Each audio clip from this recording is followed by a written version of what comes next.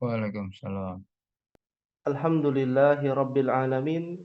Wassalatu wassalamu ala ashrafil anbiya'i wal mursalin. Sayyidina wa habibina Muhammadin wa ala alihi wa sahbihi ajma'in. Wa man tabi'ahum bi ihsanin ila yaumiddin. Allahumma anfa'na bima 'allamtana wa 'allimna ma yanfa'una wa zidna ilman. Rabbi shrah li sadri wa yassir li amri wahlul 'uqdatam min lisani yafqahu qawli. Alhamdulillah, segala puji kita panjatkan kepada Allah Subhanahu wa taala atas nikmat karunia rahmatnya hingga kita bisa berkumpul kembali dalam satu majelis untuk mempelajari agama Allah Subhanahu wa taala, untuk mengetahui kabar gembira yang Allah berikan kepada orang-orang yang beriman, untuk memahami dan mengetahui kabar peringatan bagi orang-orang yang beriman jangan sampai jatuh ke dalam berbagai macam pelanggaran-pelanggaran agama. Karena kita semua tahu, hidup kita di dunia ini tidak lain dan tidak bukan untuk beribadah. Dan ini terus kita ingatkan. Allah berfirman, "Wa ma khalaqtul jinna wal insa illa liya'budun." Tidaklah aku ciptakan jin dan manusia kecuali untuk beribadah. Peribadatan yang kita lakukan hanya kepada Allah Subhanahu wa taala. Teriring salawat dan tercurahkan kepada Nabi kita Muhammad sallallahu alaihi wasallam, kepada keluarga beliau, kepada para sahabat dan juga kepada umat beliau. Semoga kita semua menjadi umat beliau nanti yang bisa berjumpa dengan beliau dan mendapatkan syafaat dari beliau nanti di hari kiamat kelak. Amin. Allahumma amin. Pada pertemuan hari ini, di siang hari yang penuh dengan keberkahan, ya meskipun cerah, panas, ya akan tetapi bagian dari cara kita mensyukuri nikmat Allah Subhanahu wa taala, kita mengucapkan alhamdulillah. Segala puji milik Allah.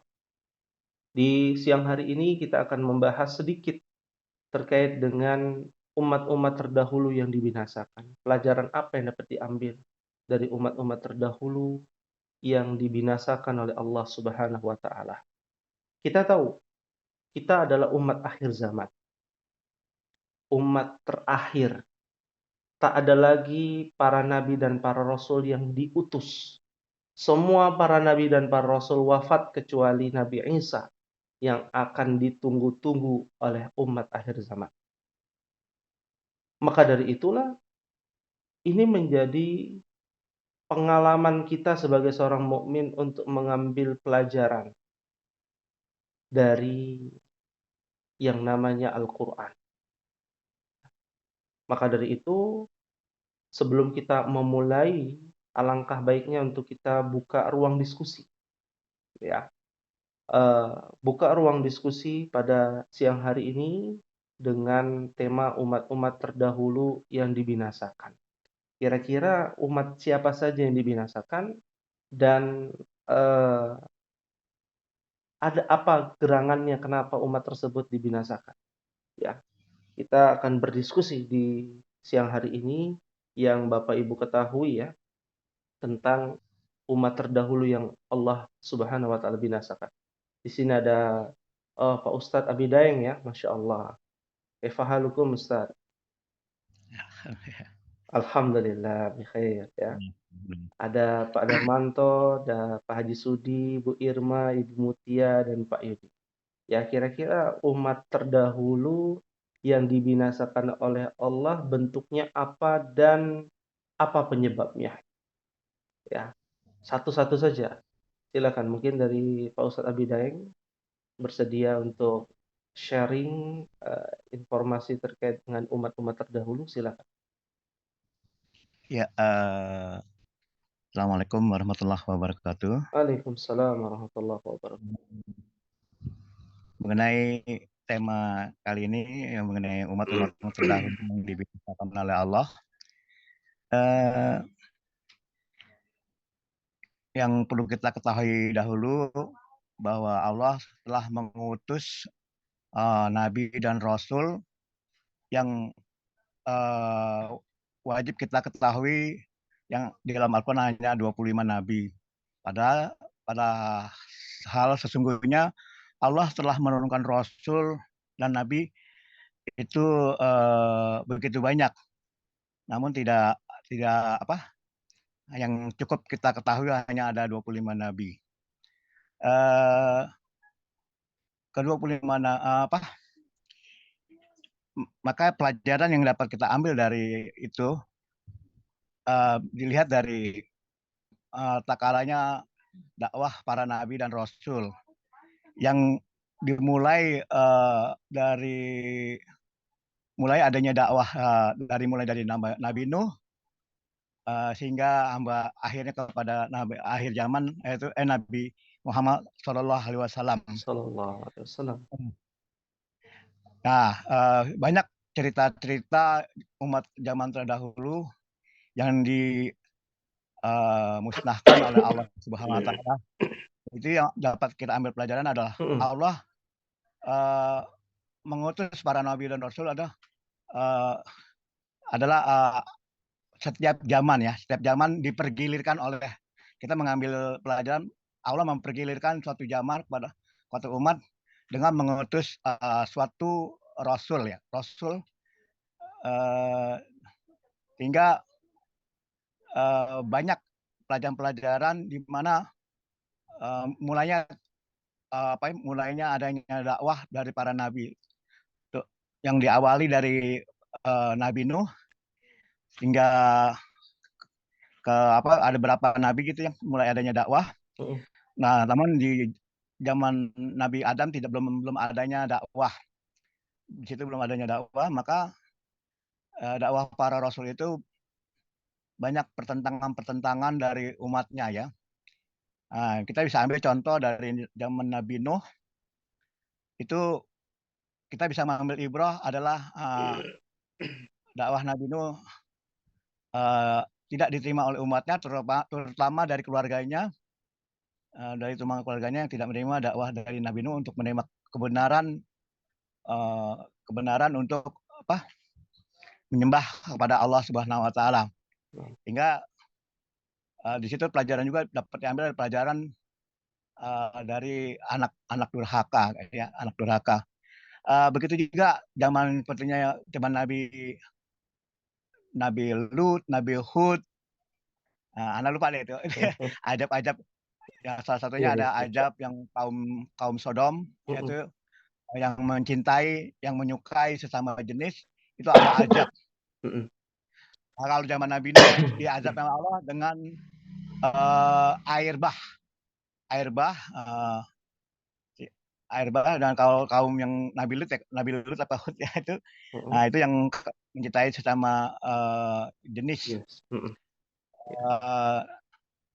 Cuman ada beberapa yang belum kita ketahui juga dari rasul-rasul yang belum kita ketahui, seperti kita dalam surat Yasin ya, kisah tentang Ashabul Qaryah, di mana zaman ada di Ashabul Qaryah itu Allah telah mengutus tiga utusan Allah.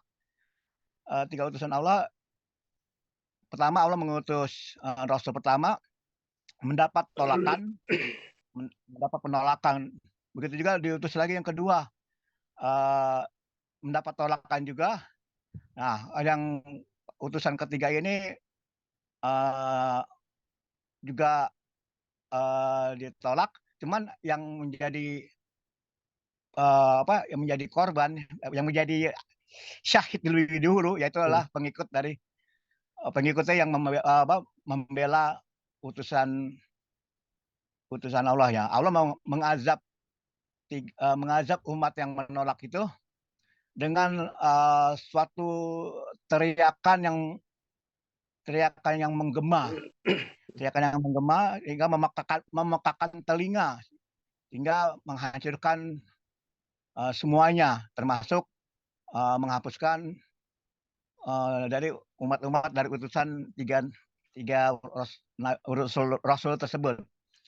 Jadi sebenarnya banyak cerita-cerita dari Allah membinasakan umat itu yang dapat kita ambil pelajaran. Allah mempergilirkan dan menjadikan suatu ibrah suatu apa suatu pelajaran ya, Hmm. bahwa Allah pun pasti akan menggantikan menggantikan orang-orang yang berbuat seperti eh, penolakan-penolakan dari zaman yang diutusnya oleh Rasul Allah. Hmm. Namun kenapa umat Nabi Muhammad tidak dimusnahkan? Nah, disinilah yang menjadikan uh, Allah tidak akan memusnahkan Nabi akhir zaman, ya Nabi akhir zaman, karena doa dari Rasulullah SAW uh, bahwa umatnya Nabi Muhammad SAW itu akan lebih apa dengan sesuai janji Allah akan sampai akhir Hmm. zaman Hmm. dengan banyaknya tantangan-tantangan yang lebih dilanjutkan oleh umat-umat Nabi Muhammad Rasulullah SAW Hmm. sampai akhir zaman. Hmm. Ya, ya mungkin itu aja yang Ya. coba Ana sampaikan, ya. Mengapa Allah mempergilirkan umat-umat ya yang dapat kita ambil ibrah.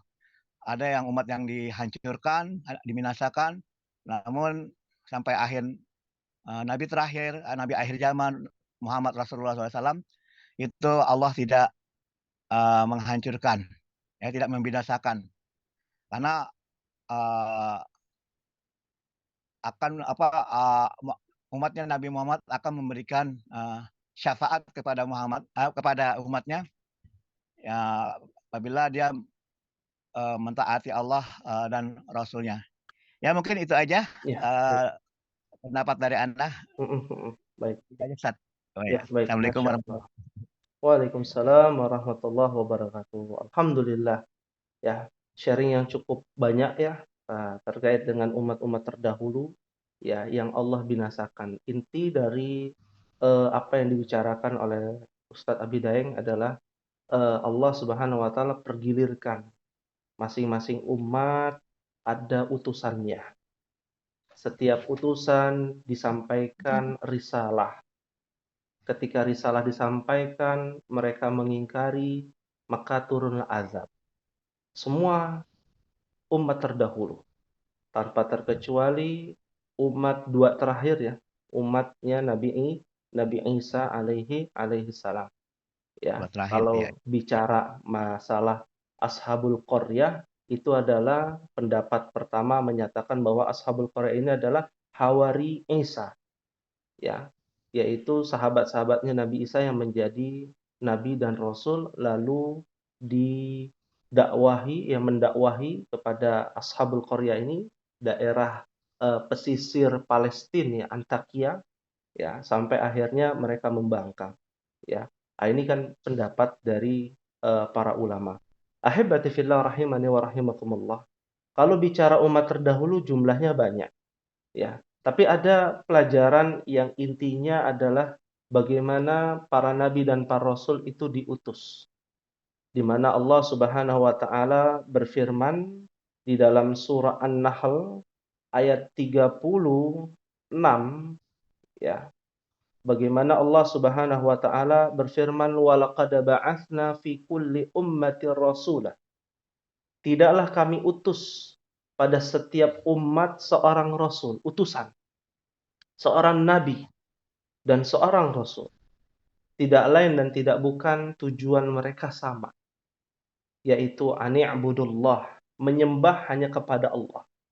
Bagaimana peribadatan itu disandarkan hanya kepada Tuhan yang Maha Esa yang jumlahnya hanya satu, Sang Pencipta langit dan bumi. Dan yang kedua, seorang utusan, seorang nabi dan rasul diutus kepada umatnya tujuannya adalah wajtanibut tagut, menghindari dan menjauhi yang namanya tagut. Apa yang disebut dengan tagut? Yang disebut dengan tagut yang dijelaskan oleh tafsir Ibnu Katsir, segala sesuatu yang disembah selain Allah Subhanahu wa taala. Jalur-jalurnya cabang-cabangnya atau yang berkaitan dengan penyembahan, kesyirikan, kekufuran, dan berbagai macam kemunafikan. Ahibati fillah rahimani wa rahimakumullah. Kita tahu bahwa nabi dan rasul itu jumlahnya banyak. Tidak sebatas 25 nabi dan juga rasul. Ya, contoh misalkan Ashabul Qaryah, ada Ashabul Kahfi, ada Ashabul Ukhdud. Banyak sekali kalau kita bicara. Belum lagi dari keturunan Ishak, yaitu Bani Israel, ya, dari para nabi dan utusan-utusan Allah Subhanahu wa taala, di mana umatnya para nabi dan para rasul terdahulu dibinasakan oleh Allah karena membangkang, karena ingkar dan lain sebagainya.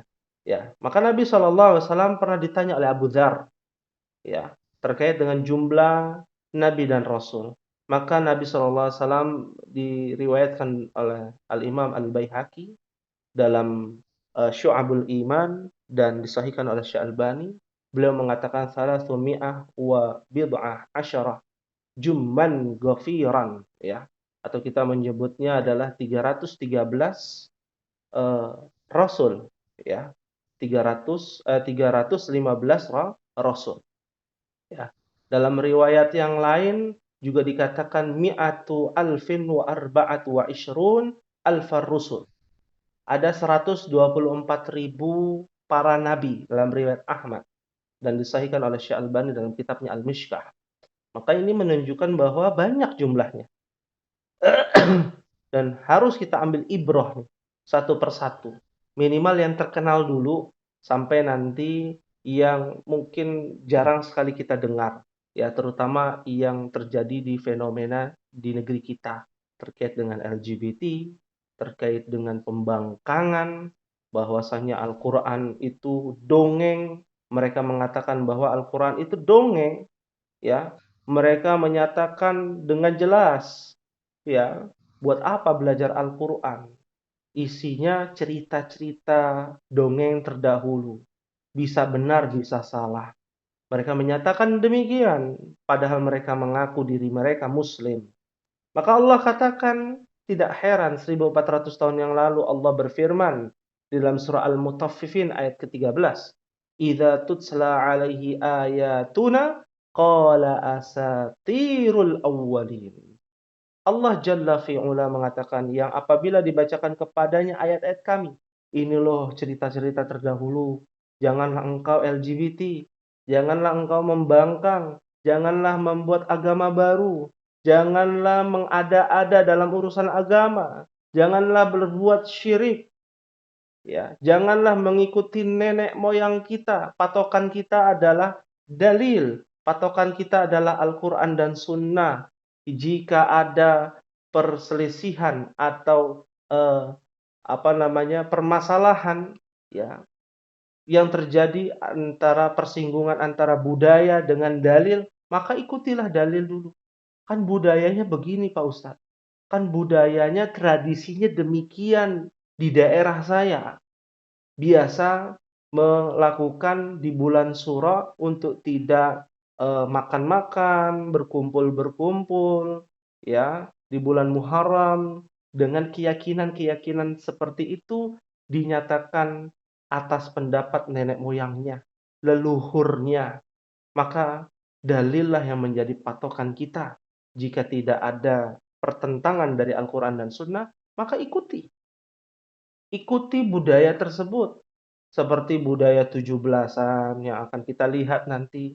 Yang penting tidak sampai bersinggungan dengan ajaran agama Islam. Menutup, tidak sampai membuka aurat ketika lomba. Dan makan tidak sampai berdiri, berjalan-jalan, dan lain sebagainya. Ya, maka semua ada aturan dalam beragama. Ya, hari batik nasional, hari ini, hari itu, yang banyak liburnya kan di negeri kita, demikian. Ya, memperingati kemerdekaan dan lain sebagainya. Jika tidak ada pertentangan dalam agama, maka tidak mengapa.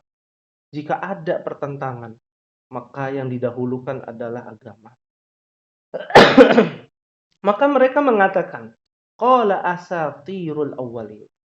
itu Al-Qur'an itu adalah dongeng orang-orang dahulu, ya. Itu belum tentu benar.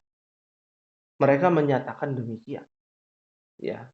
Siapa mereka? Sebagian mereka orang-orang yang percaya adanya Tuhan tapi tidak percaya kepada agama, agnostik, ya. Siapa mereka? Mereka yang ragu tentang Al-Qur'an yang Allah turunkan.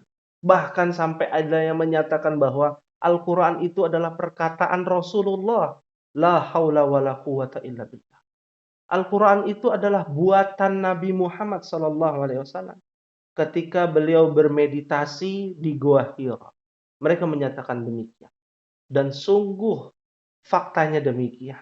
Siapa yang berkata? Siapa mereka itu? Mereka adalah Az-Zaitun. Mungkin Bapak Ibu pernah mendengar ketika murid-murid Az-Zaitun itu mengatakan bahwa qala Rasulullah sallallahu alaihi wasallam fil Qur'an. Rasulullah bersabda dari Al-Qur'an. Tidak ada sabda Rasulullah dalam Al-Qur'an. Yang ada adalah firman Allah Subhanahu wa taala. Ahibati fillah rahimani wa rahimakumullah. Siapa saja yang akan kita bahas? Untuk mempersingkat sesingkat mungkin, yang pertama adalah umatnya Nabi Nuh yang dikatakan oleh Ustaz Abidayah. Karena umat Nabi Nuh ini adalah nabi dan rasul pertama dan umat yang pertama kali dibinasakan. Dari zaman masa ke masa, dari zaman Nabi Adam sampai ke Nabi Idris, lalu sampai kepada Nabi Nuh, tidak ada kesyirikan. Yang ada adalah pertumpahan darah. Ya, sebagaimana kisah Habil dan Qabil. Adapun kisah Nabi Nuh, umat terdahulu yang paling tua dan mereka menyembah Allah dan menyembah berhala-berhala. Pada awalnya mereka menyembah kepada satu Tuhan, yaitu Allah Subhanahu wa taala. Seiring berjalannya waktu, syaitan menggoda keturunan-keturunan kaumnya Nabi Nuh, ya, dengan membuat patung. Ya, tujuan membuat patung ini awalnya bukan untuk penyembahan. Awalnya adalah untuk mengingat orang soleh. Ya, orang soleh di zaman Nabi Nuh ada Wad, Suwa, Yaguth, Ya'uq, Nasr. Jadi mereka itu adalah orang-orang soleh. Ya, di awal-awal zamannya kaumnya Nabi Nuh, lalu mereka wafat. Mereka rajin ibadah. Nah, sepeninggal orang-orang soleh ini, Wad, Suwa, Yaguth, Ya'uq, Nasr, ya, ada generasi-generasi yang sudah mulai pudar ilmu agamanya. Lalu mereka generasi-generasi yang masih kuat dalam memahami ilmu agama, dalam memahami ilmu syariat, membuat patung. Tujuannya agar mengingat-ingat bahwa dahulu ini ada orang soleh yang luar biasa, menjadi pelajaran bagi kita, untuk motivasi kita. Itu yang dilakukan oleh kaumnya Nabi Nuh. Sehingga generasi demi generasi terputus karena disebabkan adanya peperangan, disebabkan ada kematian, anaknya lahirnya anak, ya, kelahiran anak, kematian seseorang, ya, hingga menjadikan pemahaman itu berubah. Ya, padahal patung itu masih dibolehkan, ya. Patung itu masih dibolehkan sampai zaman Nabi Sulaiman. Ya, patung, ya, itu masih dibolehkan selama tidak disembah pada syariat-syariat terdahulu, terutama syariat Nabi Nuh, ya. Tapi seiring berjalannya waktu, tujuan mereka berubah.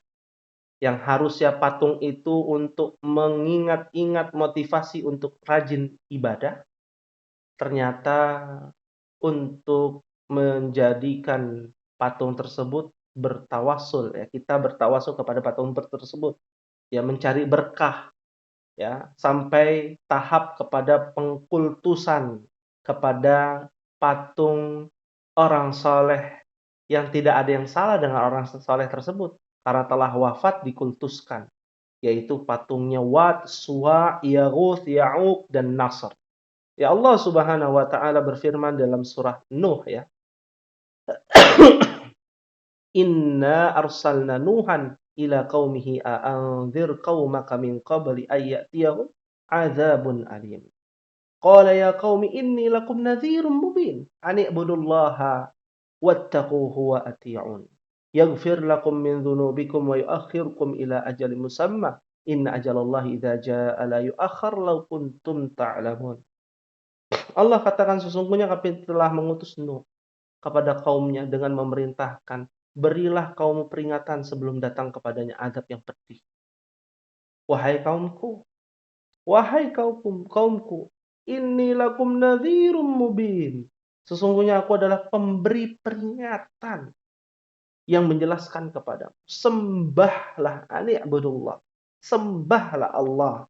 Bertakwalah kepadanya. Dan taatilah kepadaku. Taatlah kepadaku.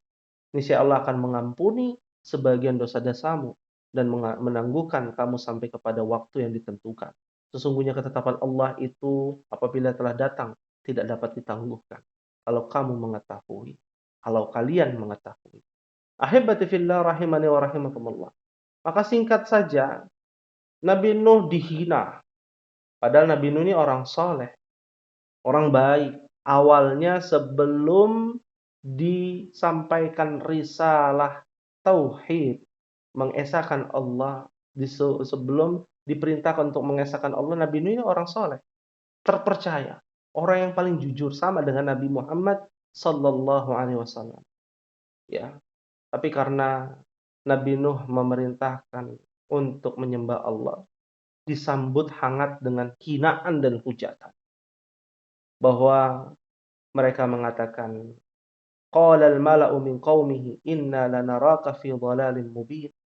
Ya, aku takut kamu akan ditimpakan pada hari yang besar, kata Nabi Nuh. Akan tetapi pemuka-pemuka kaumnya mengatakan, sesungguhnya kami memandang kamu berada dalam kesesatan.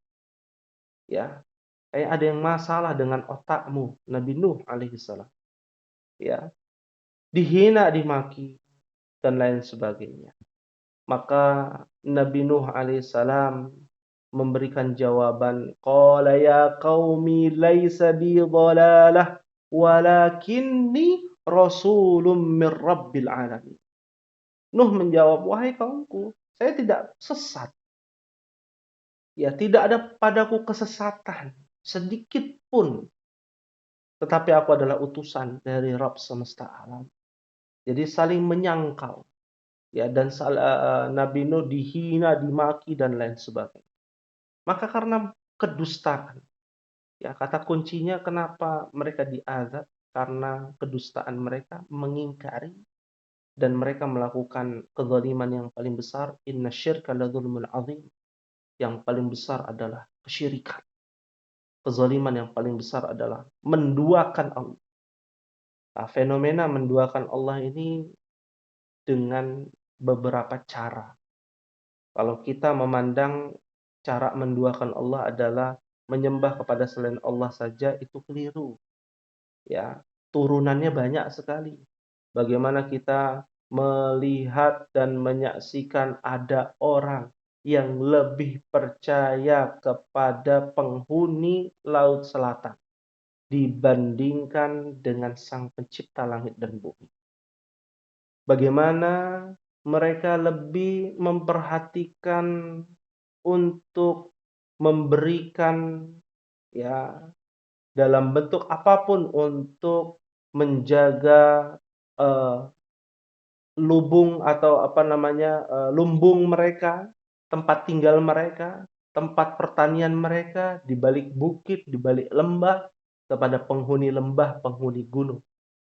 Ya, padahal mereka harus meyakini itu semua adalah atas pertolongan dan perlindungan Allah Subhanahu wa ta'ala. Lalu Allah katakan di dalam firman-Nya dalam surah Al-A'raf ayat 64, ayat surat yang ke-7. Ketika mereka tidak percaya, dengan singkat dan sesingkat mungkin kita akan jelaskan, untuk detailnya mungkin nanti akan kita bahas, ya. Spesial khusus untuk kisah Nabi Nuh misalkan. Karena ini waktu kita singkat, ya, tidak banyak, maka kita akan mengambil ibrah dari beberapa orang-orang atau kaum terdahulu yang dibinasakan. Ya, ternyata Allah berikan musibah yang besar. Allah tenggelamkan atau kita sebutnya dengan air bah. Bukan tsunami, tapi lebih besar daripada tsunami, menenggelamkan seluruh daratan. Kita bicara daratan yang ada di permukaan bumi ini begitu luas sejauh mata memandang, ya. Eh, apa namanya, padang pasir yang begitu luas, mungkin Bu Irma yang kemarin melaksanakan ibadah haji, wukuf di Arafah, begitu luas itu wukuf di Arafah. Ya, padang pasir yang menjulang tinggi, gunung-gunung berbatu, ya dari ujung ke ujung warnanya coklat semua, ya, pasir semua, ya. Itu semua ditenggelamkan. Kalau kita membayangkan begitu dahsyat azab yang paling besar adalah tenggelamnya seluruh permukaan bumi. Allah katakan fakadzabuhu. Mereka mendustakan Nabi Nuh. Lalu apa yang mereka akan dapatkan? Fa'anjainahu walladzina ma'ahu fil fulki wa aghraqna. Maka mereka mendustakan Nuh, kemudian kami selamatkan dia, Nuh. Ya, dan ada beberapa orang yang mengikuti Nabi Nuh yang menjadi cikal bakal manusia sampai saat ini. Fil fulki, di dalam bahtera tersebut, wa aghraqna, dan kami tenggelamkan alladzina kazzabu biayatina, yang mereka mendustakan ayat-ayat kami, tanda-tanda kekuasaan kami. Ya, innahum kanu qauman amin. Maka sesungguhnya mereka adalah kaum yang buta mata hati. Coba bayangkan Bapak Ibu, istrinya saja silang pendapat, istri Nabi Nuh, ya, kufur kepada Nabi Nuh, mengingkari atas pengesaan kepada Allah Subhanahu wa taala. Anaknya pun demikian, ikut-ikutan. Ya, jumlah anaknya ada 4, anaknya Nabi Nuh, 1 ikut ibunya yang bernama Kan'an, yang menjadi manusia yang mungkin zaman ini sudah punah, ya, karena sudah Allah wafatkan, ya. Kan'an ini, ya, ketika Kan'an ini naik ke ujung paling atas gunung yang tertinggi di dunia pada saat itu, ya.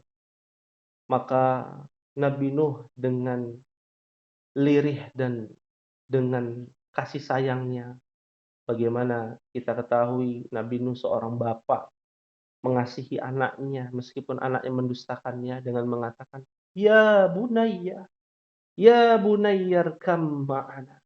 Wahai anakku tercinta, naiklah bersama kami ke bahtera ini."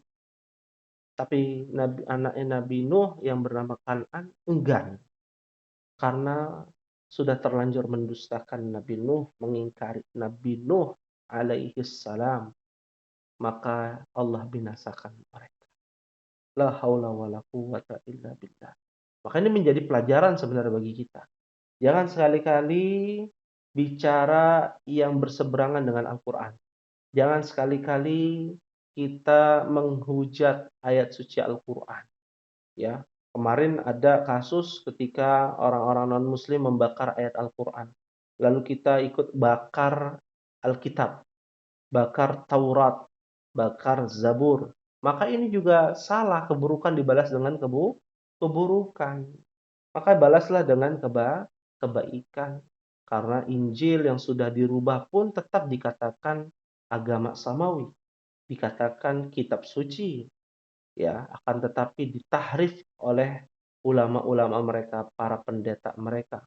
Akan tetapi kita tidak boleh memusuhi dan juga menjelek-jelekan Alkitab, ya, atau Injil, atau kita sebut dengan Bible dan lain sebagainya. Bapak dan Ibu sekalian yang semoga Allah rahmati. Ini kisah Nabi Nuh. Berangkat dari kisah Nabi Nuh, kita lanjut lagi kepada kisah yang terdekat dengan kisah Nabi Nuh, yaitu Nabi Hud alaihissalam. Siapa sih yang tak kenal Nabi Hud? Nabi Hud adalah salah satu nabi yang asli orang Arab. Ya, asli orang Arab. Kalau Nabi Nuh dia atasnya Timur Tengah, ya. Para ahli sejarawan dan mereka para ilmuwan menyatakan bahwa Nabi Nuh tinggal di bagian jazirah Arab, ya, bagian timur tengah bagian atas, ya. Eh, Antara dari Turki sampai ke Irak, ya.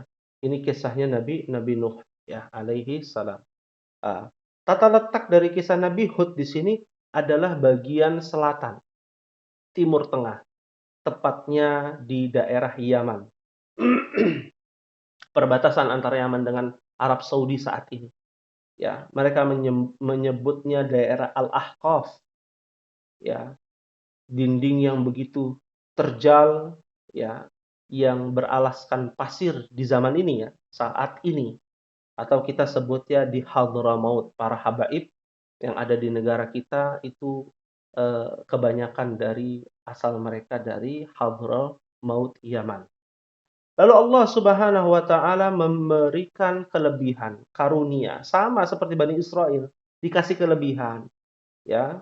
Biasanya kalau dikasih kelebihan lebih banyak kekurangannya, lebih banyak membangkangnya. Yaitu menjadi sunnatullah demikian. Dikasih kelebihan oleh Allah Subhanahu wa taala, ya, dikasih kekuatan yang besar, ya, kekuatan dan keperawakan yang tinggi dan kokoh dan memiliki kekuasaan. Maka sebagian para ulama, kaum yang terkuat di muka bumi ini dari zaman Nabi Adam sampai zaman Nabi Muhammad SAW adalah kaum yang disebut kaum Ad, yaitu kaumnya Nabi Hud alaihi salam. Mereka diberikan oleh Allah Subhanahu wa taala kelebihan, tapi mereka berbuat syirik. Karena dikasih kelebihan dibandingkan kaum-kaum yang lain yang lemah dibandingkan mereka, yang kurang kuat dibandingkan mereka, yang perawakannya besar, tinggi. Bahkan dalam para ahli sejarawan, ya, menyatakan bahwa kaum Ad ini adalah kaum yang berbadan besar yang ditemukan di beberapa daerah, ya, padang pasir Ahqaf, ya.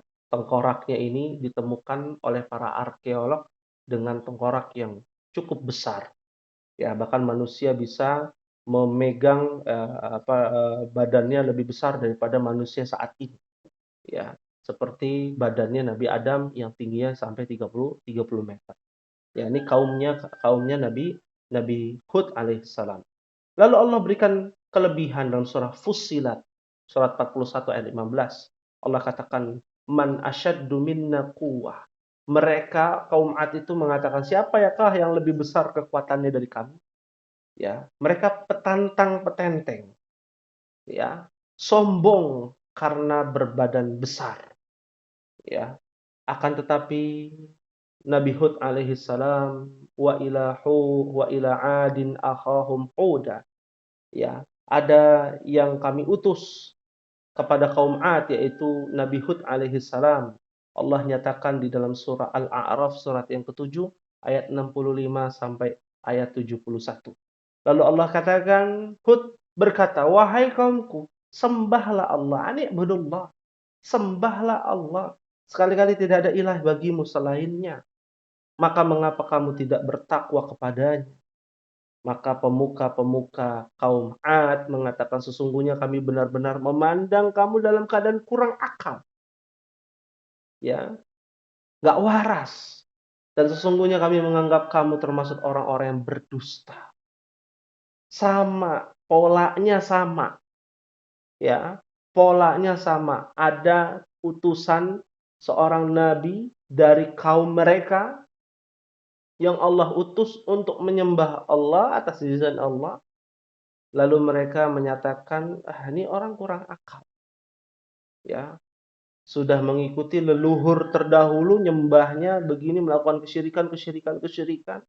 Tiba-tiba ada pahlawan siang bolong datang, bilang, ya, dan menyampaikan bahwa keyakinan tersebut batil yang selama ini dipegang oleh para leluhur mereka. Ya, dan kamu termasuk orang-orang yang berdusta, kata kaumnya Nabi Hud, yaitu kaum Ad, ya. Lalu Nabi Hud juga mengatakan, wahai kaumku, ya qaumi, ya, Tidak ada padaku kekurangan akal sedikit pun. Menyangkal, kalau Nabi Hud menyangkal dari apa yang disanggah atau disampaikan kepada Nabi Hud dari kaum kaum Ad. Ya, maka pada saat itulah mereka bernegosiasi. Nggak ada yang percaya. Tidak ada yang percaya. Maka Hud pun menyampaikan dulu kabar peringatan.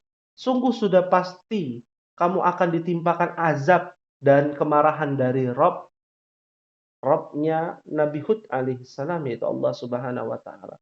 Disampaikan ya kepada kaumnya Nabi Hud, ya. Lalu mereka berkata, "Apakah kamu datang kepada kami agar kami bisa menyembah Allah dan meninggalkan apa yang bisa disembah oleh bapak-bapak kami dahulu? Leluhur kami menyatakan penyembahan itu kepada ini dan itu, kepada sesembahan selain Allah Subhanahu wa taala." Ya, lalu mereka menyatakan, "Kalau begitu datangkanlah azab, ancamkan kepada kami jika kamu termasuk orang yang benar." Menantang, karena begitulah sifat orang sombong, angkuh, jumawa, ya. Bahkan mereka menantang didatangkan azab Allah, ya. Di mana Allah katakan dalam soal Ahqaf, tadi surah Al-A'raf masuk ke dalam surah Al-Ahqaf surat 46 ayat 22. Allah katakan, qalu ajitana lita'fikana an alihatina fa'tina bima ta'iduna in kunta minas shadiqin. Lalu mereka menjawab, "Apakah kamu datang kepada kami untuk memalingkan kami dari menyembah ilah-ilah kami yang dulu sudah turun-temurun? Budayanya begitu, penyembahannya kepada ilah-ilah mereka. Maka datangkanlah kepada kami azab yang telah kamu ancamkan." Buktikan kalau Anda ini adalah seorang nabi. Ya. Setelah itu Allah mendatangkan azab. Ini yang menjadi pelajaran buat kita juga nih. Orang-orang yang sombong, wala tamshi fil ardi maraha. Janganlah kalian berjalan di muka bumi ini dalam keadaan sombong. Karena Allah akan mengazab ya dengan azab yang terhinakan. Ya, terhinakan. Kalau tadi Nabi Nuh azabnya ditenggelamkan. Ya, ternyata Nabi Hud ya kaumnya kaum Ad yang petantang-petenteng badannya besar-besar, sok jagoan, sok kuat, ya didatangkan, membentangkan ufuk pada waktu mereka sangat membutuhkan hujan. Jadi pada saat itu mereka butuh hujan, datang awan yang mereka anggap sebagai tanda datangnya nikmat hujan yang mereka nantikan. Namun ternyata awan itu mendatangkan azab kepada mereka. Allah katakan dalam surah Al-Ahqaf surat 46 ayat 24 sampai 25. Falamma ra'awhu 'aridan mustaqbila awdiyatihim qalu hadza 'aridun mumtiruna bal huwa mastajaltum bih rihum fiha 'adzabun 'alim la haula wala quwwata illa billah. Badan besar diazabnya cuma dengan awan, turun hujan. Maka tatkala mereka melihat azab itu berupa awan menuju lembah-lembah mereka. Karena mereka udah mulai kehausan, butuh air, belum hujan-hujan. Inilah awan yang akan menurunkan hujan kepada kami, kata mereka. Ya, bukan. Kata Allah, bahkan itulah azab yang kamu minta supaya datang dengan segera. Yaitu angin yang mengandung azab yang pedih, yang menghancurkan segala sesuatu dengan perintahnya. Tudammir kulla syai'in bi amri rabbiha fa asbahu la yura illa masakinahum. Kadzalika najzil qaumal mujrimin. Coba bayangkan dikasih hujan, angin yang menghancurkan rumah-rumah mereka, ya. Menghancurkan rumah-rumah mereka karena disebabkan dosa-dosa mereka. Ya. Dalam ayat yang lain lebih jelas lagi maksudnya angin itu apa. Dalam surah Al-Haqqah ayat 6 sampai ayat 8. Wa amma 'adu fa uhliku birihin sarsarin 'atiyah Adapun kaum 'Ad, maka mereka telah dibinasakan dengan angin yang sangat dingin, lagi amat kencang.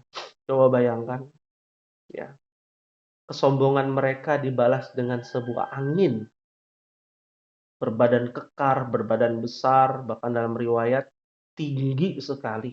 Dalam surah Al-Fajr dikatakan irama dzatil imad allati lam yukhlaq mithluha fil bilad. Mereka nama-nama mereka kaum 'Ad itu dia banyak suku-sukunya gitu ya. Ada nama-namanya, ada suku Iram namanya suku Iram. Bagian dari kaum 'Ad juga, ya. Mereka buat bangunan yang besar. Allati lam yukhlaq mithluha fil bilad. Bahkan belum pernah dibuat ya di muka bumi ini setinggi kaumnya Nabi 'Ad ya, gedung-gedung pencakar langit. Ya, Allah berikan itu kelebihan. Dari segi kepintaran bisa membangun gedung-gedung tinggi di zaman itu. Di zaman itu, ya.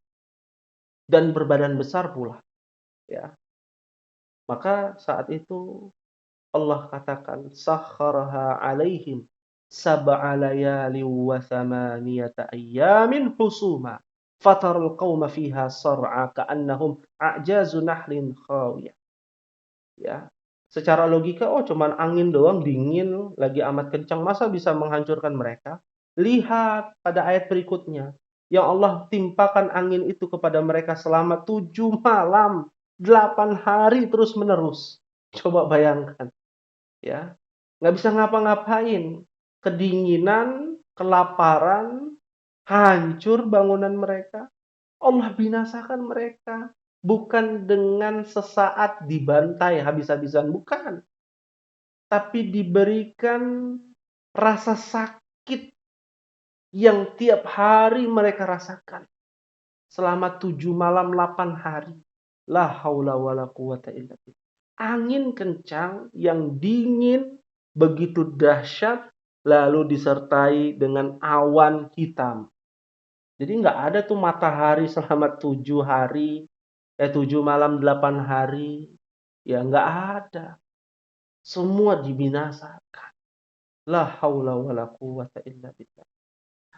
Maka kamu lihat kaum 'Ad pada waktu itu mati bergelimpangan seakan-akan fahal tara lahum min baqiyah. Seakan-akan tanggul-tanggul pohon kurma yang telah kosong, lapuk, maka kamu tidak melihat seorang pun yang tinggal di antara mereka.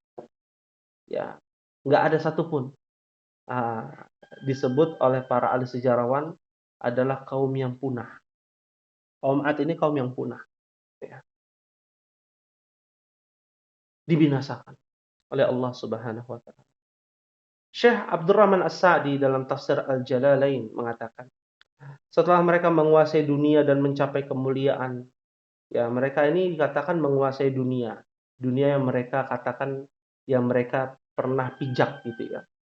Dan mencapai kemuliaan, ya, gedung pencakar langit yang begitu tinggi dan kokoh di zaman itu, ya. Kebutuhan hidup terpenuhi, ya, karena Allah berikan kesuburan. Mungkin pernah mendengar ya, kenapa, di padang pasir itu ada fenomena, eee, beberapa juta tahun yang lalu itu ada kerang, ya, yang ada di dalam itu. Karena dulu dahulunya adalah lautan, ya. Beberapa sungai, lautan, dan tempat yang subur padang pasir itu. Termasuk yang ditinggali oleh kaum Hud, ya. Hidupnya ini penuh dengan kecukupan. Daerah dan kabilahnya dikelilingi, ya, beberapa lembah, ya. Tiba-tiba Allah mengirimkan angin yang sangat dingin dan kencang, kata Syekh Abdurrahman, saat hari-hari bencana tersebut agar mereka merasakan kehinaan dan azab akhirat lebih menghinakan. La haula wala quwata illa billah. Nabi Hud, kaumnya Nabi Hud ini dihancurkan oleh Allah dengan angin yang sangat kencang ya. Dan dingin selama 7 malam 8 hari. Ya, kalau sehari mungkin masih bisa gitu ya. Kita ada penghangat di rumah, zaman dulu belum ada listrik. Ya, belum ada listrik.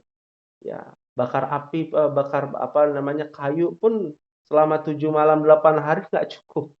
Ya, disebabkan kekufuran dan kemaksiatan mereka terhadap Allah dan Rasul-Nya. Ya, ini kaum Hud sama dengan kaum setelahnya. Mereka menyebutnya adalah kaum Samud atau kaum Ad dari jalur kaum Samud. Ya, kaum Ad ini dia ada banyak jenisnya. Ya, kabilahnya ada banyak. Nah, ada di bagian selatan itu kaumnya Nabi Hud. Namanya kaum Ad, kaum Iram. Ya. Nah, di atas utara Arab Saudi, ya, itu disebut dengan kaumnya Nabi Saleh. Atau mereka menyebutnya adalah kaum Thamud, terkenal dengan nama kaum Thamud. Ya, karena tinggal di daerah Al-Hajar, batu-batu. Ya, di antara Al-Hijaz dengan Tabuk. Ya, dan Nabi pernah lewat itu. Mereka menyebutnya di zaman ini nama daerahnya adalah Madain Saleh. Ya, Madain Saleh, kota-kotanya Nabi Saleh yang sudah dibinasakan. Mereka adalah kaum setelah kaum Ad dan menyembah berhala. Ya, tempat tinggal mereka sebagai daerah agraris, pertanian. Mereka sangat pandai dan lihai membuat jalur air irigasi, ya, untuk pertanian mereka, untuk peternakan mereka. Mereka bercocok tanam dan berternak.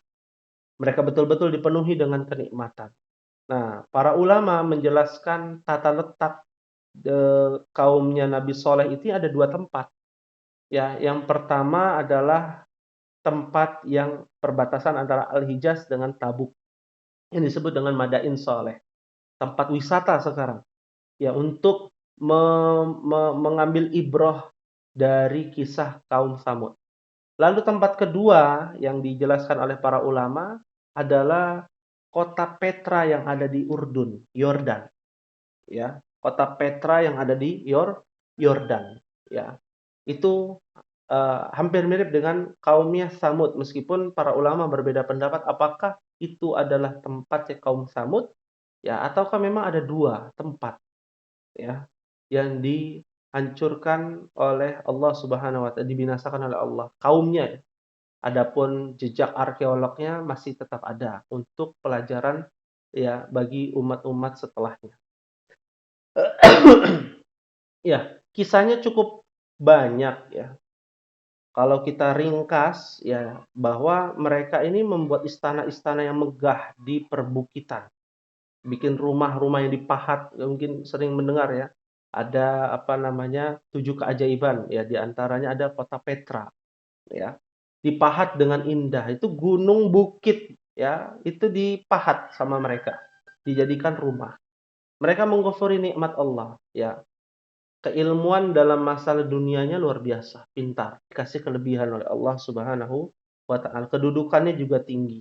Akan tetapi mereka dibinasakan karena mereka mengingkari Nabi Saleh. Siapa Nabi Saleh? Nabi Saleh itu masih keturunannya kaum Samud.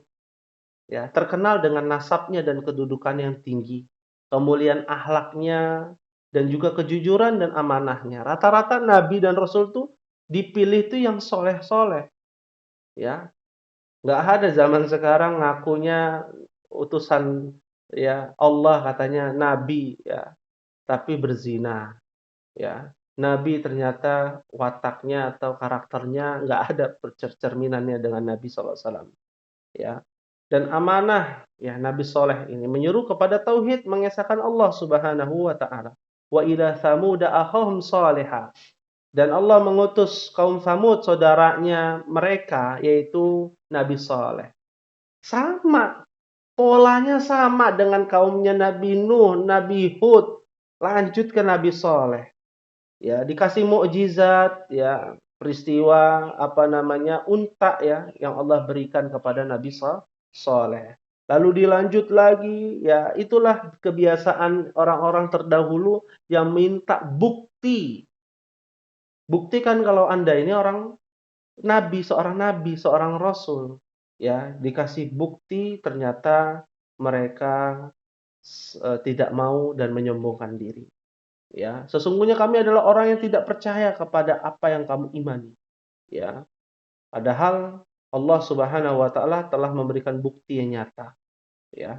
Maka Nabi Saleh mengatakan, faqala tamatta'u fi darikum thalathata ayyam. Dalam surah Hud surat 11 ayat 65. Bersyukurlah ya kamu sekalian di rumahmu ya bersukaria atau bersenang-senanglah. Bersyukur itu bersukaria, bersenang-senang. Selama 3 hari itu adalah janji yang tidak dapat didustakan. Maka mendengar seruan itu mereka pun berkeinginan membunuh Nabi Soleh ya sebagaimana membunuh unta tersebut. Lalu Allah menceritakan qalu taqasamu billahi lanubayyitannahu wa ahlahu thumma lanaqulanna liwaliyhi ma syahidna mahlika ahlihi wa inna lasadiqun. Dalam surah An-Naml surat 27 ayat 49, mereka berkata, bersumpahlah kamu dengan nama Allah bahwa kita sungguh-sungguh akan menyerangnya dengan tiba-tiba beserta keluarganya di malam hari. Kemudian kita katakan kepada warisnya, ahli warisnya, kita tidak akan menyaksikan kematian keluarganya. Dan sesungguhnya kita adalah orang-orang yang benar. Maka Allah menjawab mereka, wa makaru wa makarallah, wa makaru makra wa makarna makra, wa hum la yash'urun. Mereka buat rencana untuk membunuh Nabi Soleh. Ya. Tapi Allah memberikan rencana makar juga yang lebih dahsyat. Ya, maka perhatikanlah betapa sesungguhnya akibat makar mereka itu, bahwasanya kami membinasakan mereka. Apa sih azab mereka? Nah, azabnya kaumnya Nabi Saleh, kaum Tsamud. Apa?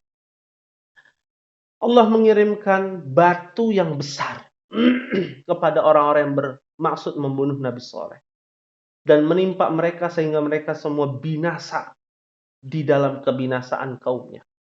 Sedangkan kaum Tsamud mereka menunggu 3 hari setelah peringatan Nabi Saleh. Disuruh senang-senanglah kalian 3 hari.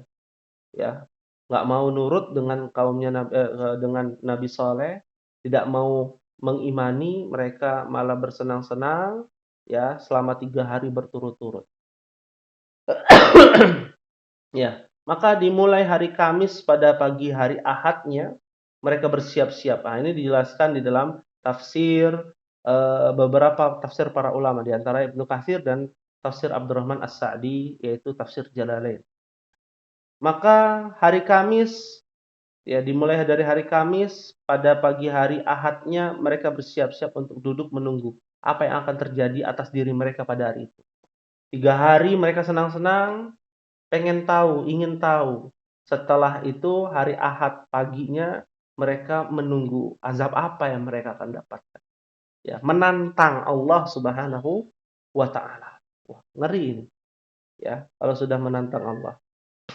Nah, ini jadi pelajaran bagi kita. Ketika matahari terbit itu di hari Ahad pagi, datanglah suara keras mengguntur. Ya, suara halilintar, suara petir yang menyambar dari langit di atas mereka.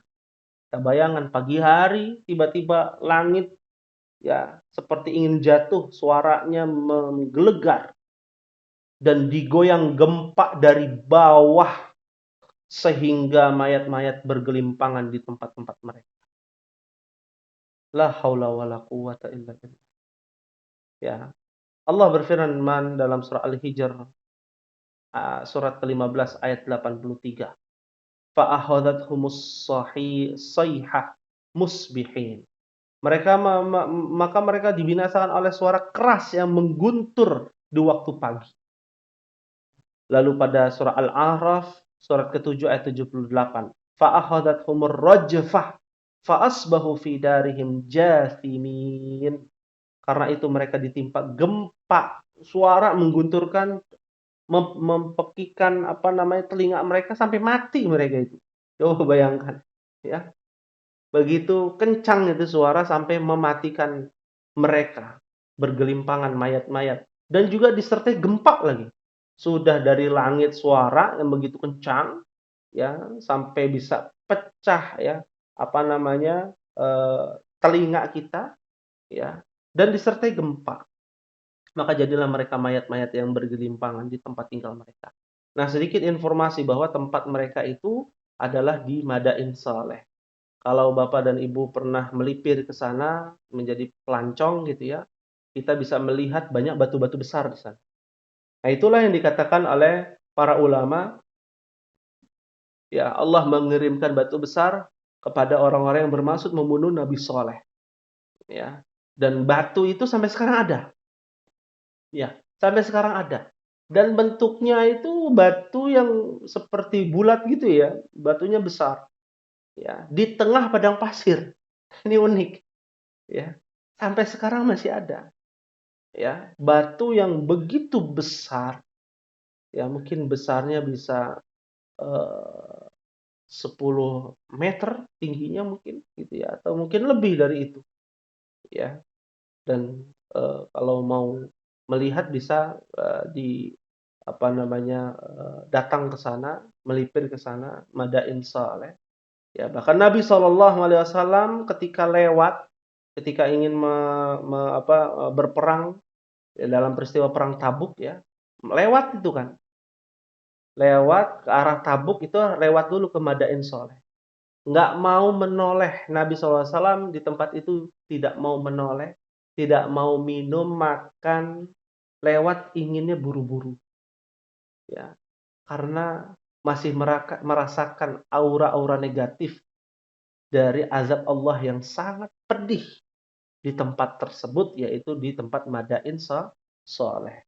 Nah, kalau, ada di antara teman kita, jamaah kita, atau teman-teman kita yang, kuliah di Universitas Madinah, ketika mereka melipir ke sana, ya sebelum mereka melewati Madain Saleh, itu ada salah satu tempat yang disebut dengan Al-Ula, ya, Al-Ula, ya, salah satu tempat di mana ada kawah yang begitu besar, ya. Ada kawah yang begitu besar dan diharamkan untuk kita masuk ke kawah tersebut, lembah tersebut, padahal isinya hanya batu dan padang pasir. Karena disebabkan nol oksigen, tidak ada oksigen di tempat itu. Coba bayangkan kalau seandainya dan kita membayangkan kaum Samud itu petir, ya mungkin bereaksi sampai nggak ada oksigen di tempat itu, dibinasakan benar-benar oleh Allah Subhanahu wa taala. Dan tak ada satupun makhluk yang hidup di tempat itu. Ya, Nabi Soleh kan hijrah. Ketika sudah dapat informasi itu, hijrah Nabi Soleh. Ya, binatang semua mati. Ya, semua terkena dampaknya dan kering, yang tadinya subur jadi kering. Ya, benar-benar tandus karena azab Allah yang benar-benar sangat pedih. La haula wala quwata illa billah. Bahkan sampai saat ini ya, mayatnya belum ditemukan. Ya, mayitnya itu memang belum ditemukan, mayat-mayat yang bergelimpangan. Ya, tulang belulangnya, ya karena begitu dahsyat tempat tersebut. Ya. Ahibati fillah rahimani wa rahimakumullah. Kenapa umat kita ini nggak mau mengambil pelajaran ya dari umat-umat terdahulu? Ya, kisahnya sangat banyak, banyak sekali kisahnya. Harusnya kita pelajari alasannya apa, polanya sama. Ya, karena pola syaitan itu tidak jauh kalau nggak kesyirikan, kebid'ahan, dan kemaksiatan. Ya, tiga hal itu, kesyirikan, kebid'ahan, dan kemaksiatan. Apa itu kesyirikan? Bagaimana caranya manusia bisa diduakan dalam hal pengesaan dan penghambaan kepada Allah. Ya, nggak mempan seperti umat Nabi Muhammad ini nggak mempan. Ya, maka selanjutnya kebid'ahan. Ya, apa yang dimaksud dengan bid'ah ini dalam urusan agama? Yang harusnya aturan Allah itu sudah 100% sudah diterapkan dari Nabi Muhammad SAW, ditambah-tambahi. Ya, umpama sholat subuh 2 rakaat jadi 4 rakaat. Umpama yang harusnya tidak ada yang namanya hari raya dalam agama Islam cuman ada 2 ditambahi jadi 3. Hari raya umat Islam itu hanya 2, Idul Fitri dan Idul Adha. Tidak ada hari raya selain Idul Fitri dan Idul Adha, ya. Nah, ini yang harus diperhatikan, ya. Kalau tidak tergelincir dalam masalah kesyirikan, masalah kebid'ahan. Ya, kalau tidak masalah kebid'ahan, masuklah kategori ketiga, masalah kemaksiatan. Kemaksiatan yang paling rendah malah, ya. Orang berzina, dia tahu hukumnya berzina, tapi dia melakukannya. Bahwa dia merasa dirinya berdosa. Tapi kalau kebid'ahan, dia merasa tidak berdosa. Dirinya merasa benar. Kesyirikan pun terkadang demikian. Datang ke kuburan Wali Songo, tujuannya baik mendoakan Wali Songo, ya, karena pengorbanan mereka, ya. Akan tetapi dibumbuilah dengan kesyirikan-kesyirikan, ya, dengan minta tabaruk, minta keberkahan, ambil pernah terjadi dari jamaah kita di tempat yang lain, itu datang ke Tebu Ireng, lalu ambil apa namanya, tanahnya makam Gus Dur, ya, Kiai Haji Abdurrahman Wahid, ya, lalu setelah itu dicampur dengan kopi diseduh, dengan alasan ini tabarruk, mendapatkan keberkahan. Nah, ini bertentangan nih. Ini kesyirikan, termasuk kesyirikan dan merasa dirinya benar. La haula wala quwata illa billah. Ada seorang ulama katanya di Martapura, mungkin pernah mendengar, ya. Di Martapura ketika wafat maka bergoncanglah makam Nabi selama 3 kali. Ya, gempa makam Nabi selama 3 kali. Karena begitu sedihnya Nabi SAW di makam beliau, melihat seorang ulama dari Martapura meninggal. Maka ini adalah ya pemahaman-pemahaman yang batil, ya, pemahaman-pemahaman yang batil, ya, dan bagian dari kesyirikan kalau kita yakini demikian, ya. Ahibati fillah rahimani wa rahimakumullah, ya. Lalu berikutnya kaumnya Nabi Lut. Nah, kalau kaumnya Nabi Lut ini sudah mulai bagian dari kemaksiatan. Ya, syirik dulu baru kemaksiatan. Syirik dulu baru kemaksiatan. Ya, semua berawal demikian. Ya, dari zaman dahulu. Ya. Nabi Lut pergi meninggalkan tempat tinggal pamannya. Siapa? Nabi Ibrahim. Ini kisahnya juga cukup fenomenal dan kemudian tinggal di kota Sadum. Sadum ini kota Sodom di Palestina, ya. Penduduk kota ini sebagian para ulama memang berbeda pendapat, ya. Kota Sadum itu di Palestina atau di perbatasan. Ya, kalau kita bicara tata letak di zaman ini mungkin sedikit berbeda di zaman dahulu. Cuman yang pasti adalah di bagian Asia Tengah. Semua para nabi, para rasul kejadiannya itu tidak jauh-jauh kalau nggak di Asia Tengah, di bagian selatan seperti kaumnya Nabi Hud, ya, atau di bagian-bagian Irak dan daerah sekitarnya. Ya. Kaum Sadun, penduduk kota ini penganut paganisme dan melakukan kemungkaran. Ya, nyembah berhala, apa aja disembah, ya, apa saja disembah.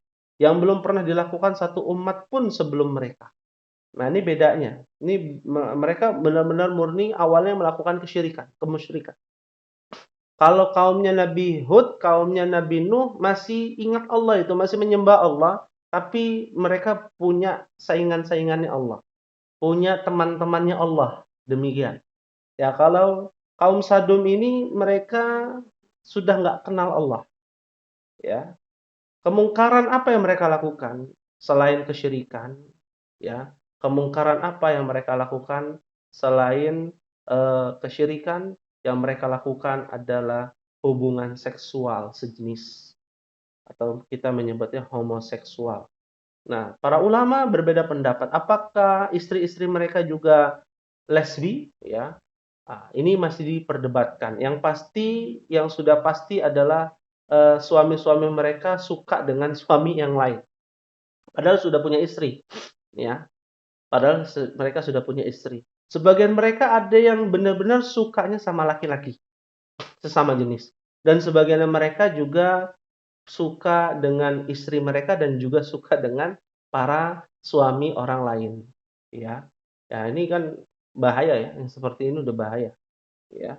Nabi Lut telah mendakwai mereka, ya, seperti biasa. Polanya sama dengan Nabi Nuh, Nabi Hud, kasih kabar gembira untuk menyembah Allah, kasih kabar peringatan bagi yang tidak menyembah Allah, tidak mengikuti aturan Allah akan ada azab Allah Subhanahu wa taala. Ada amar ma'ruf nahi mungkar. Ya, ada amar ma'ruf nahi nahi mungkar, ya.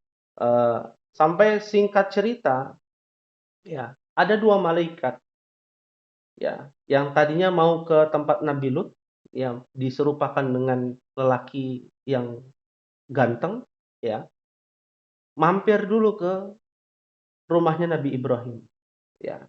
Untuk apa? Untuk menyampaikan kabar gembira bahwa Ibrahim akan memiliki seorang anak dari jalur keturunan Sarah. ya, Sarah yang sudah tua renta, ya sudah lansia, ya, kok belum punya anak, sedangkan istri keduanya Nabi Ibrahim udah punya anak duluan namanya Hajar, gitu ya. Maka saat itulah, eee, apa namanya, Sarah akan dikaruniai seorang anak. Ini kabar gembiranya. Tapi Nabi Ibrahim, tidak mengetahui apa yang dia lakukan, apa yang malaikat tersebut lakukan setelah itu. Ya, ternyata malaikat tersebut melipir, ya, untuk tujuan yang ditujukan adalah ke tempat kaumnya Nabi Lut, yaitu bertamu kepada Nabi Lut alaihissalam, ya. Dan Nabi Lut merasa sempit nih, ya. Sempit di sini karena ini 2 orang lelaki yang ganteng ini dan sudah diketahui Nabi Lut bahwa ini adalah ciri-ciri malaikat, ya. Karena sebab kaumnya ini akan menjadi predator. Para lelaki-lelaki yang, mungkin ganteng-ganteng akan menjadi predator mereka, untuk disikat oleh mereka, ya. Setiap, pengalaman, Nabi Lut alaihissalam ketika ada tamu, ada murid-muridnya Nabi Lut, ya, itu dijadikan korban oleh kaumnya Nabi Lut untuk suka sesama jenis, ya. Berdasarkan fakta sejarah dan itu telah dijelaskan pula oleh Bible ya, di dalam Injil pun demikian. Ya, singkat cerita maka mereka ya, kaumnya Nabi Lut ini ingin bertemu dengan tamu-tamunya. Walamma ja'at rusulana Lut, ya, maka tatkala datang utusan-utusan kami para malaikat itu kepada Lut, dia merasa susah dan merasa sempit dadanya karena kedatangan mereka. Dan dia berkata, "Ini adalah hari yang amat sulit." Dan datanglah kepadanya kaum yang bergegas, ingin menyantap, ya, menjadi predator bagi para lelaki-lelaki yang tidak bersalah kepada Nabi Nabi Lut. Ya, dan sejak dahulu mereka selalu melakukan perbuatan-perbuatan keji. Ya. Lalu Lut berkata, "Wahai kaumku, inilah putri-putriku. Dikasih kesempatan ini ada wanita-wanita yang cantik putri-putrinya Nabi Lut alaihissalam. Mereka lebih suci bagi mereka. Maka bertakwalah kepada Allah. Janganlah kamu mencemarkan namaku terhadap tamuku ini." Yang bernama 2 orang ini, ya, yang dikatakan itu adalah malaikat. Tidak adakah di antaramu seorang yang berakal, dikasih yang cantik kok maunya yang ganteng? Padahal ini laki-laki, ya. Ini kaumnya Nabi Lut ini laki-laki yang suka dengan laki-laki, ya. Lut berkata, "Seandainya aku ada mempunyai kekuatan untuk menolakmu, atau kalau aku dapat berlindung kepada keluarga yang kuat, tentu aku lakukan," kata Nabi Lut. Dalam surah Hud yang cukup panjang ya ayatnya, Hud ayat, surat ke-11, ayat 77 sampai 81. Maka berangkatlah Nabi Lut bersama keluarga yang meninggalkan kota tersebut. Menurut Ibnu Katsir, keluarga yang mengikuti Lut adalah kedua putri beliau saja.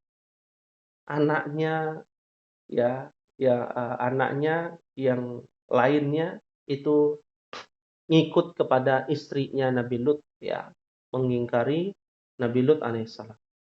Ketika terbit matahari ini, datanglah azab kepada Allah kepada mereka dari Allah Subhanahu wa taala. Dalam surah Hud ayat 82 83.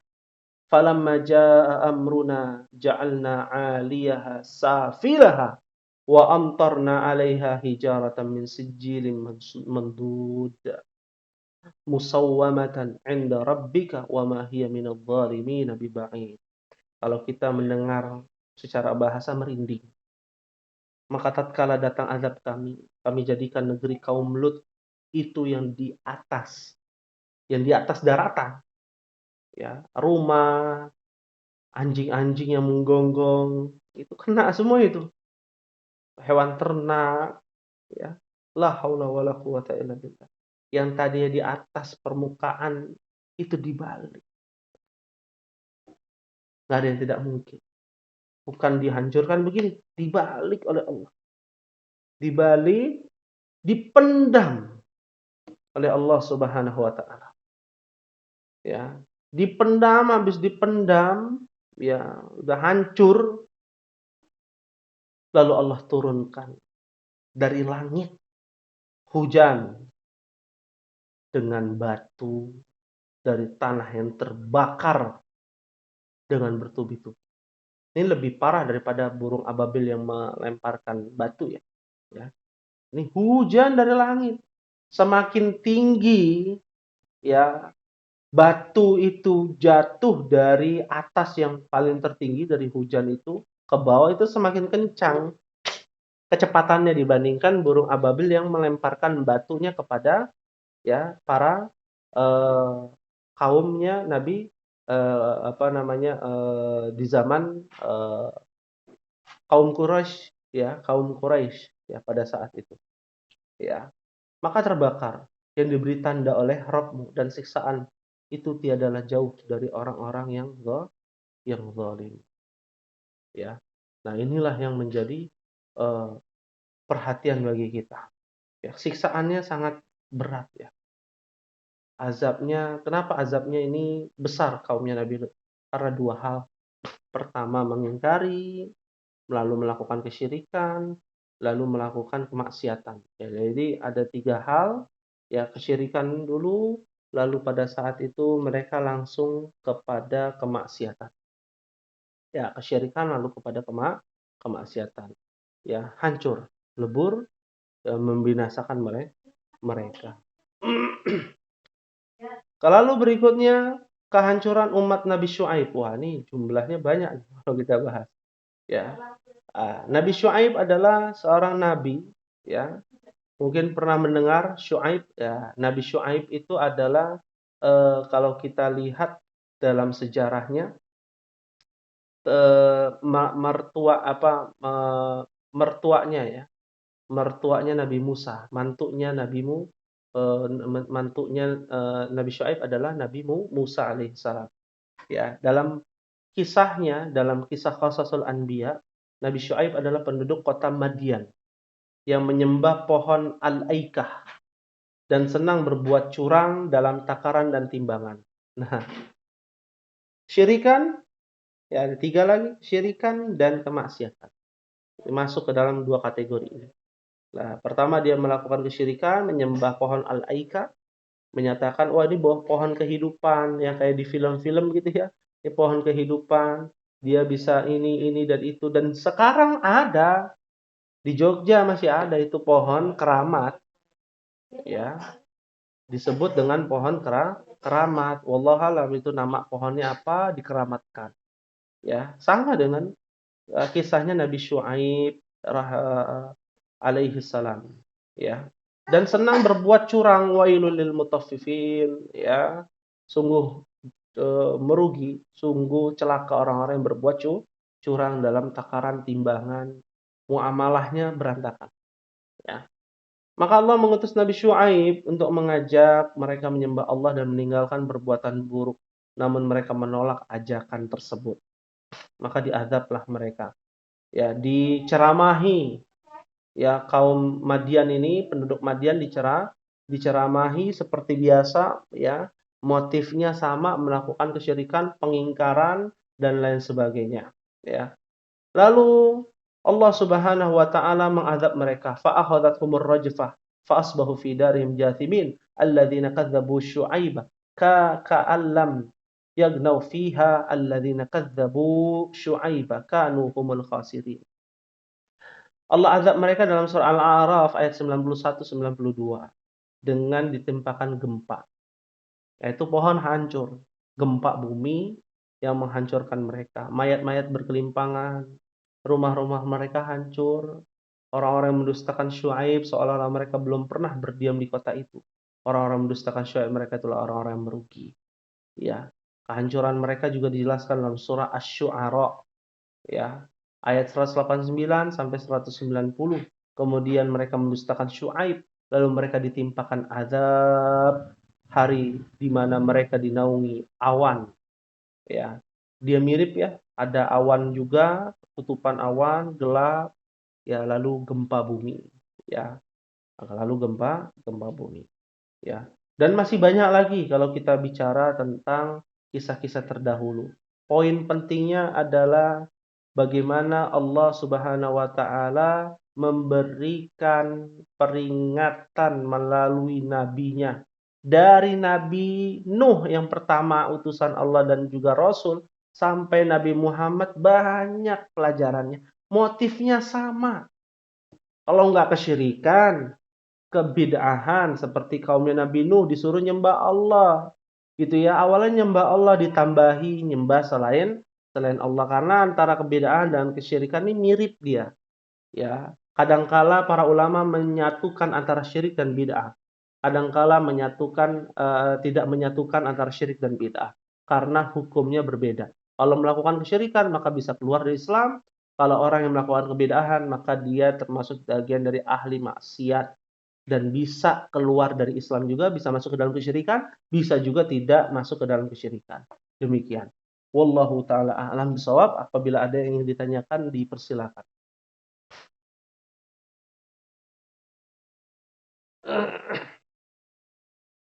Ya.